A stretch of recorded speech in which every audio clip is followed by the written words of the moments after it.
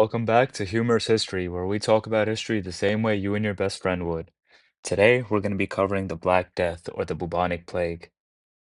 Now, this was a mid-14th century plague that deleted tens of millions across Eurasia and forced a hard reset on society, economics, religion, and politics. Now, who is our main culprit here? Yersinia pestis, a microorganism running behind three builds. This is bubonic, the one most commonly known, pneumonic, and then septicemic. Tiny, messy, and definitely the villain of the season. Now, the bubonic plague. This resulted in sudden fevers, weakness, and painful swollen lymph nodes in the groins, armpit, or neck. Without treatments, survival odds were bleak. Next is the pneumonic plague. Pretty much, don't breathe on me. Cough to cough transmission with speedrun lethality. It's pretty much the mask era in medieval Europe. Then we have the septicemic plague. This was a bloodstream takeover with dark blotches on your skin. Outcomes without care were basically controller disconnected. The likely origin was Central Asia, with mortality spikes in the late 1330s before the disease rides back towards the Black Sea through trade routes with Europe.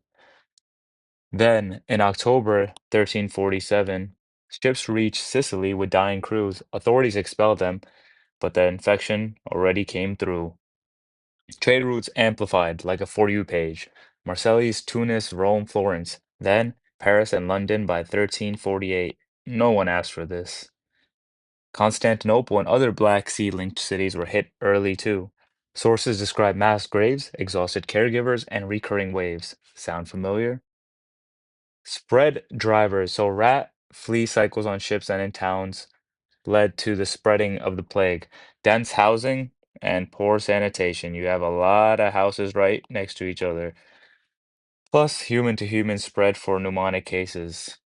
Medieval public health was given vibes and prayers. No germ theory, zero personal protective equipment, and maximum crowding. It's a chef's kiss for a pathogen. Explanations of the day range from planetary alignments to bad air to divine punishment. None targeted the actual bacteria and flea vectors. Treatments were trial and error, bloodletting, lancing buboes, sniffing herbs, rosewater baths, placebo in peril, sprinkled with hope. Fear broke routines. Some doctors stopped visits, clergies were overwhelmed, shops shuttered, and fleeing townspeople often spread the disease everywhere.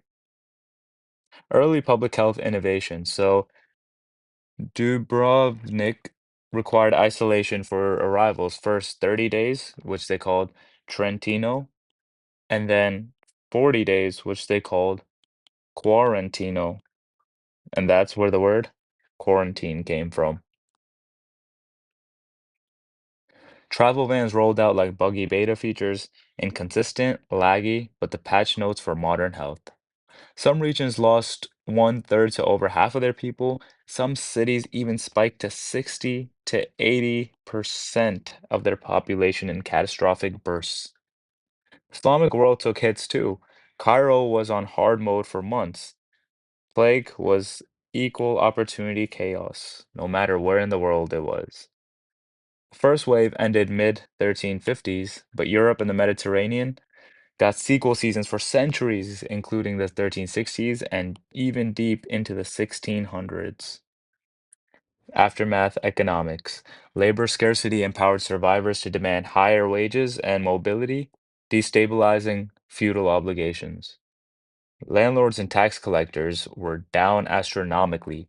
Rents shrank, revenues ghosted, and budgets said, Error 404, money not found. Trade fractured, rerouted, or shrank. Shocks rippled through the Mongol-era intercontinental network that had previously turbocharged exchange. Now, faith cut both ways. Some leveled up devotion, others side-eyed institutions that couldn't clutch the healing, which led to a complicated spiritual thinking of the time. Urban conditions were rough. Animals in the streets, waste in alleys, and weak enforcement. Prime habitat for rats and fleas, to do numbers. Giovanni Boccaccio, an Italian writer and poet, basically live blogged that nightmare. Egg-sized swellings, sudden fever. People went to bed fine, did not wake up. 0 stars, was not recommended. 1890 science ID'd Yersinia pestis and flea transmission. Ancient DNA from the plague pits has since confirmed the same pathogen. Scholars still debate the exact transmission mix, rat and fleas versus human ectoparasites versus respiratory, with answers likely varying by place, season, and wave. By the early 1350s, the initial European surge faded, but cities like Constantinople and Cairo logged many later epidemics over centuries. Population recovery ran on potato internet. Super slow. Some Italian cities needed centuries, many villages simply went poof. Government tried wage caps and mobility limits to freeze pre-plague norms. Enforcement was spotty and results mixed. That's all for today's episode. Thank you for watching, and I'll see you next time on Humorous History.